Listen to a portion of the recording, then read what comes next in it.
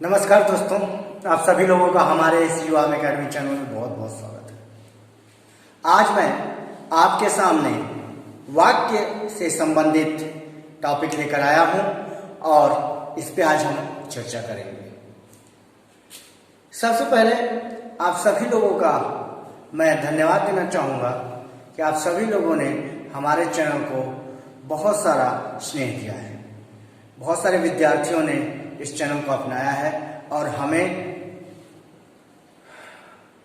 और अच्छा करने के लिए प्रेरित किया है। हम सभी अध्यापक, युवा अकेडमी के हम सभी अध्यापक हमेशा अपने विद्यार्थियों को एक अच्छी और गुणवत्ता युक्त जो है कि टॉपिक समझाने की कोशिश करते हैं, देने की कोशिश करते हैं। आप सभी के उज्जवल भविष्य के लिए मैं सदैव, हमारा ये टीम सदैव कामना करता है। तो आइए आज चर्चा करते हैं दोस्तों हम वाक्य के बारे में। जैसा कि आप सभी लोग जानते हैं कि व्याकरण की दृष्टि से वर्ण के बाद शब्द और शब्द के बाद वाक्य एक महत्वपूर्ण अंग है। वाक्य हमें बोलने की पूरी प्रक्रिया को बताता है, या कह सकते हैं कि छोटे छोटे वर्णों से शब्दों का निर्माण होता है और शब्दों के योग से, समूह से या व्यवस्थितीकरण से वाक्य का निर्माण होता है। यानी किसी भी व्यक्ति तक अपनी बात को पहुंचाने के लिए हमें शब्दों के समूहों का व्यवस्थितीकरण का जो समूह होता है उसे अपनाना पड़ता है, यानी वाक्य को अपनाना पड़ता है। तो आज हम चर्चा करेंगे वाक्य की। मैं आपको बताना चाहूंगा कि वाक्य की परिभाषा क्या होती है।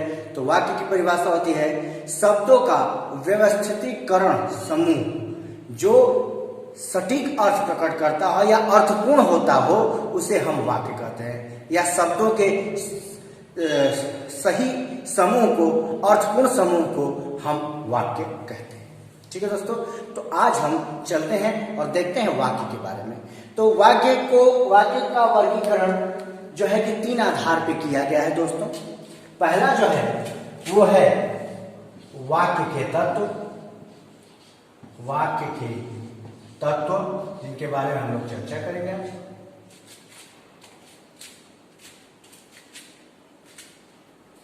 वाक्य के तत्व।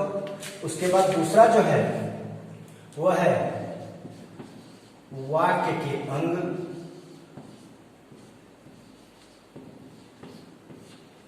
और तीसरा जो है वो है वाक्यों का वर्गीकरण।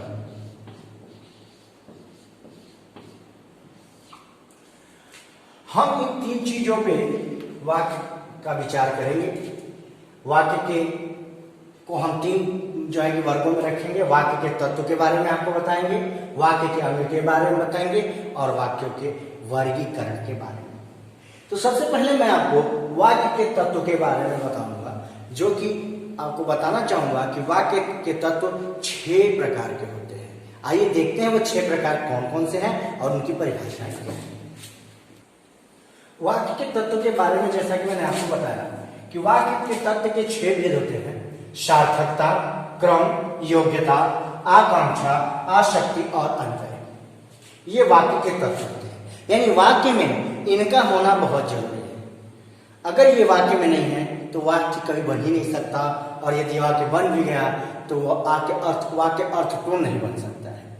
जैसे यदि आप सब्जी बना रहे हैं और सब्जी में केवल सब्जी है, ना मसाला डाले, ना तेल डाले, ना उसको जो है कि पकाया, तो सब्जी किसी काम का नहीं होता। उसी प्रकार अगर वाक्य में तत्व ना हो तो वाक्य भी बिना अर्थपूर्ण हो जाएगा, नहीं, बिना अर्थ के हो जाएगा, और बिना अर्थ का कोई वाक्य नहीं होता है। ठीक है, तो आइए जानते हैं इनके बारे में। तो पहले हम बात करेंगे दोस्तों सार्थकता के बारे में कि सार्थकता होता क्या है। तो देखिए, वाक्य में सार्थकता होना बहुत जरूरी है, क्योंकि सार्थकता से ही जो है कि वाक्य का अर्थ प्रतीत होता है। यदि मैं कहूं, उदाहरण के तौर पे यदि मैं कहूं दोस्तों कि राम रोटी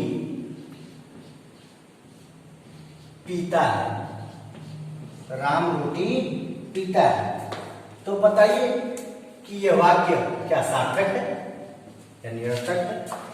राम रोटी पीता है, क्योंकि सार्थकता तो यही है कि रोटी पी नहीं जाती बल्कि खाई जाती है। तो सार्थकता की दृष्टि से यह वाक्य अशुद्ध है। यहाँ पे क्या होना चाहिए?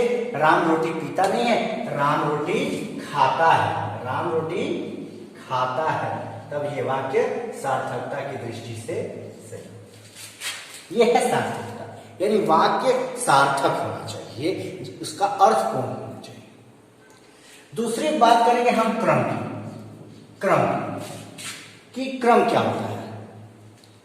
तो यदि मैं एक उदाहरण के तौर पर बताऊं, चलिए मान लीजिए एक उदाहरण लेता हूं जिसमें मैं कहता हूं नाव में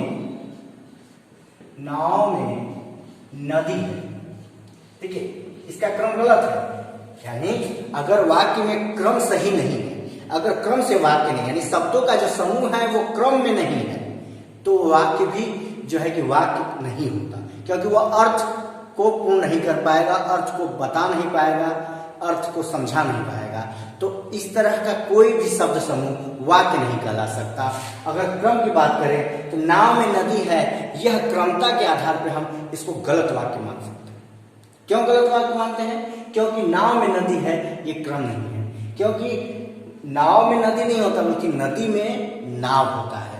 तो क्रम अगर देखा जाए तो इसका क्रम जो है ठीक नहीं है, इसलिए यह अर्थपूर्ण वाक्य नहीं है। इसको अर्थपूर्ण बनाने के लिए हमें क्या करना पड़ेगा कि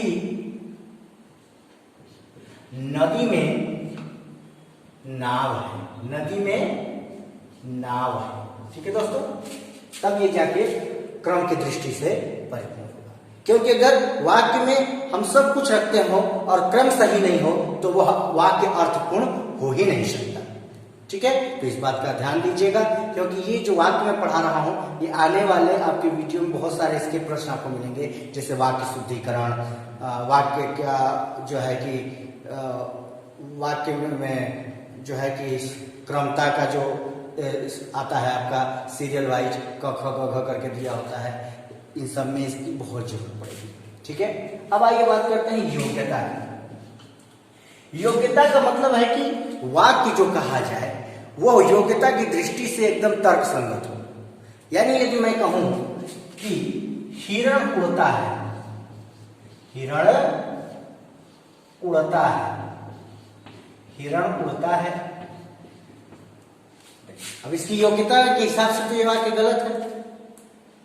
अब मैं तो लंगड़ा दौड़ता है, तो लंगड़ा की योग्यता तो दौड़ना है नहीं, क्योंकि तो लंगड़ा है। या गूंगा बोलता है तो गूंगा की योग्यता बोलना नहीं, क्योंकि गूंगा है, बोल नहीं सकता। उसी प्रकार हिरण उड़ता है, योग्यता की दृष्टि से गलत है, क्योंकि हिरण उड़ता नहीं है बल्कि हिरण दौड़ता है।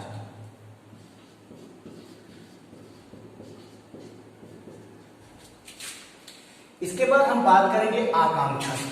आकांक्षा क्या होता है? देखिए, जब भी हम वाक्य किसी को वाक्य के बारे में बताएं या किसी को कोई बात कहें या कोई वाक्य कहें, तो जो श्रोता होता है उसके मन में यह जिज्ञासा नहीं होनी चाहिए कि क्या कह रहा है या इसका शुद्ध रूप क्या है।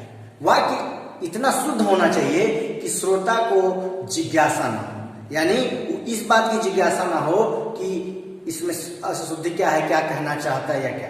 वाक्य की दृष्टि से ऐसे शब्द समूहों का हमें चयन करना चाहिए जो एकदम शुद्ध और सटीक और सरल तरीके से श्रोता तक अपने बात को पहुंचा दे। इसको हम कहते हैं आकांक्षा। जैसे मान लीजिए मैं आपको उदाहरण के तौर पे कहता हूं कि मैं आपको या किसी को भी कहता हूं केवल तुम या आप या तुम या ऐसे शब्द, यानी एक शब्द, तो क्या आपके अंदर जिज्ञासा नहीं होगी कि आगे क्या कहना चाहते हैं?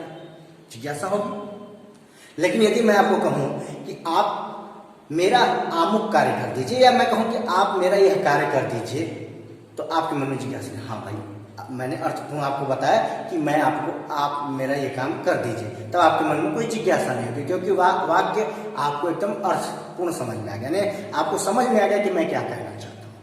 तो आकांक्षा जो है वह वाक्य में एक जो है कि वाक्य में आकांक्षा को एक तरफ रखना चाहिए और वाक्य को इतना सरल और अर्थपूर्ण होना चाहिए कि कोई भी श्रोता उसको आसानी से सरलता से पकड़ सके। तो आकांक्षा की दृष्टि से भी वाक्य का बहुत महत्व है। यदि मैं केवल तुम या तू कहता तो यह वाक्य आकांक्षा की दृष्टि से क्या हो जाता, बेकार हो जाता, खराब हो जाता। ठीक है, अब बात करेंगे दोस्तों हम आसक्ति की। आकांक्षा में आपको उदाहरण में कहना चाहूंगा कि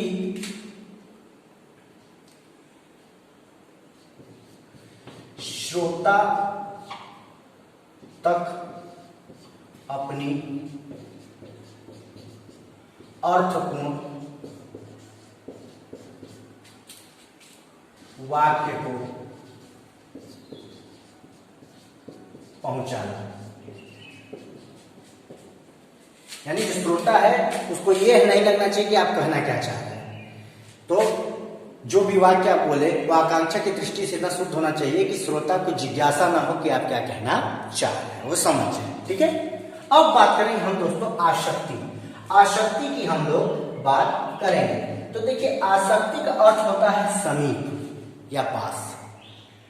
यानी व्याकरण की दृष्टि से शब्द का जो है कि एक पद सुनने के बाद दूसरे पद का जो समीपता हो वो अर्थपूर्ण हो, वो समझ में आना चाहिए हमें बात, उसे हम आसक्ति कहते हैं। आसक्ति का अर्थ होता है समीपता कहते हैं। ठीक है दोस्तों, इसके उदाहरण में यदि मैं कह दूं कि कल या परसों या आज, तो ये बात आपको इसकी में कुछ समीपता नजर नहीं आएगी, कुछ आसक्ति नजर नहीं आएगी। यदि मैं कहूं कि आपको कल आना है, तो देखिए ये एक पद दूसरे पद से मिल रहा है और ये शुद्धता यानी शुद्ध वाक्य का यानी अर्थपूर्ण वाक्य का जो है कि निर्माण कर रहा है। इस दृष्टि से यानी आसक्ति की दृष्टि से वाक्य जो है कि एक पद दूसरे पद से इतने जो है कि करीब होने चाहिए, इतने जो समीप होने चाहिए कि श्रोता को जब वो सुन रहा हो तो उसको पूरा का पूरा अर्थ एकदम सही से समझ में आ जाए।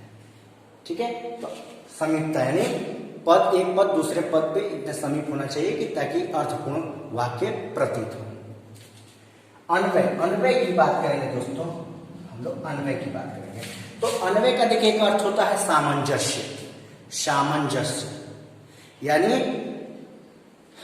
व्याकरण की दृष्टि से या लिंग वचन कारक की दृष्टि से वाक्य जो है कि इतना शुद्ध होना चाहिए कि उसमें जो है सामंजस्य हो। जैसे मैं कहूं, मान लीजिए कि वह लड़का बहुत अच्छी है, तो यह जो है कि व्याकरणगत दृष्टि से भी गलत है, यानी इसमें सामंजस्य नहीं है, अंधा नहीं है। मुझे क्या कहना चाहिए, वह लड़का बहुत अच्छा है। ठीक है, उदाहरण के तौर पर मान लीजिए, उदाहरण देते हैं हम लोग, नेताजी के लड़के के हाथ में बंदूक है। नेताजी के लड़के के हाथ में बंदूक है।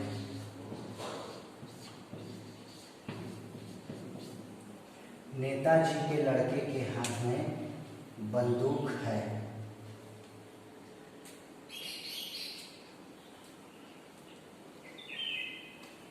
नेताजी के लड़के के हाथ में बंदूक था, लिख सकते हैं।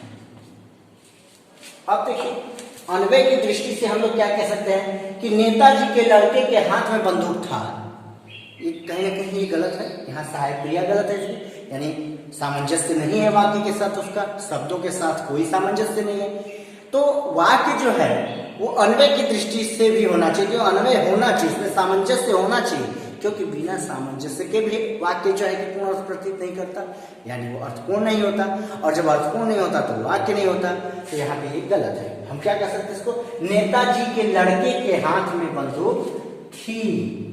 नेताजी के लड़के के हाथ में बंदूक थी। ठीक है, तो ये वाक्य है और इसको आपको पूरा इसलिए जानना जरूरी है कि देखिए वाक्य से संबंधित बहुत सारे प्रश्न आते हैं। जैसे आपको दे देता है वाक्यों का क्रम में जोड़ना, वाक्यों को क्रम में जोड़ना, यानी दो वाक्य दे देंगे, उसके बीच में बहुत सारे वाक्य, 4 ऑप्शन दे देंगे, उनको जोड़ना, तो इसमें इसका बहुत योगदान होता है। वाक्यगत शुद्धियों में इसका बहुत योगदान होता है। तो वाक्य से संबंधित लगभग जितने भी प्रश्न आते हैं, अगर ये आप वाक्य पढ़ ले रहे हैं तो मैं आपको भरोसा दिलाता हूं कि वाक्य की अशुद्धियां भूल जाएंगे।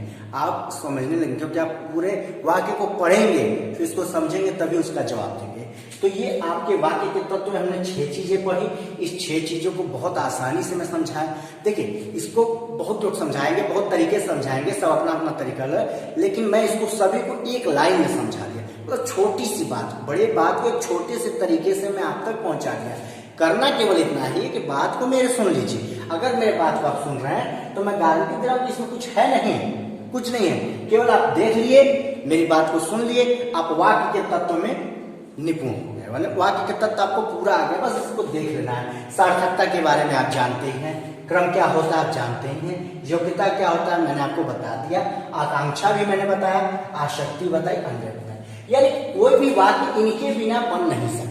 अगर ये वाक्य में है तभी कोई भी वाक्य पूर्ण हो सकता है। और जब भी आपको भी कभी कोई वाक्य बनाना हो तो ये 6 तत्व तो आपके पास होने चाहिए। जिस प्रकार मैंने आपको बताया, उदाहरण के तौर पर अगर सब्जी बनानी है तो मसाला होना चाहिए, तेल होना चाहिए, जो है कि पकाने के लिए बर्तन होना चाहिए। केवल सब्जी से ही नहीं होता, यानी केवल शब्दों से आप वाक्य नहीं बना सकते।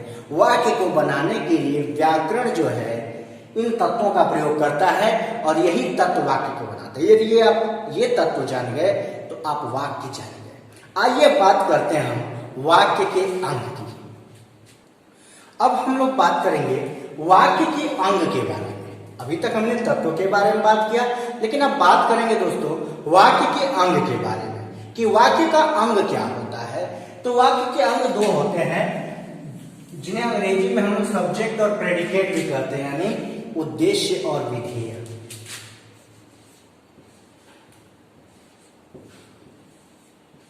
उद्देश्य और विधेय।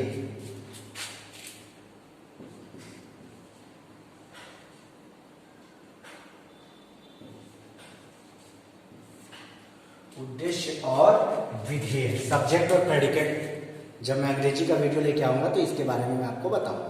अभी हिंदी के दृष्टि से इसको समझते हैं। वाक्य के अंग में उद्देश्य और विधेय क्या होता है। देखिए, उद्देश्य जिसके बारे में बात की जाती है, या साधारण भाषा में कहीं कर्ता को ही हम उद्देश्य कहते हैं, या व्याकरण जो इसका परिभाषा वो कहता है कि जिसके बारे में हम कुछ बात करते हैं उसे हम उद्देश्य कहते हैं।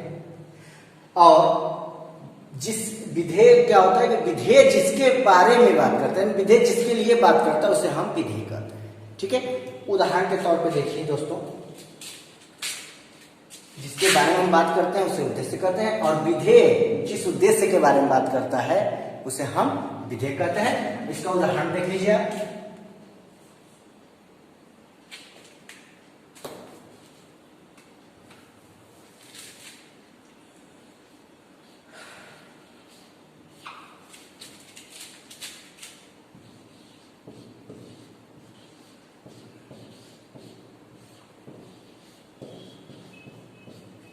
राम खेलता है।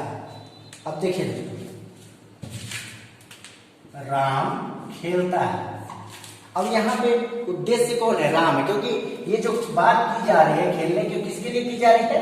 राम के लिए की जा रही है, इसलिए राम यहाँ पे उद्देश्य है। ठीक है दोस्तों, और मोटी भाषा में जान लीजिए कि कर्ता को ही उद्देश्य की श्रेणी में रखा जाता है। यानी कर्ता के बारे में हमेशा बात की जाती है किसी भी वाक्य में, तो कर्ता को ही हमेशा उद्देश्य की श्रेणी में रखा जाता है, क्योंकि इसके बारे में ही बात की जाती है। और विधेय जिसके बारे में बात करता है वो उद्देश्य ही होता है। ठीक है, और बाकी जो बचता है खेलता है, ये जो है विधेय है आपका। ठीक है, ये आपका विधेय है। चलिए एक और उदाहरण ले लेता हूं आपको विधेय समझाने के लिए कि मान लीजिए उदाहरण है, बच्चे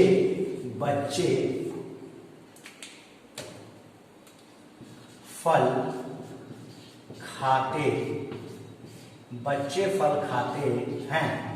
अब यहां पे बच्चे क्या है? उद्देश्य है, और बाकी सारा क्या है? विधेय। तो बस इतना ही आपको याद रखना है दोस्तों कि जिसके बारे में बात की जाती है उसे उद्देश्य कहते हैं, और विधेय जिस उद्देश्य के बारे में बात करता है उसे विधेय। ठीक है, तो उद्देश्य के बारे में जो कुछ बात किया रहेगा विधेय में वो विधेय कहलाएगा। यहाँ पे उदाहरण आपको दिखा दिया मैंने, राम खेलता है, बच्चे फल खाते हैं। आपको उद्देश्य भी समझ में आ गया, विधि भी समझ में आ गया।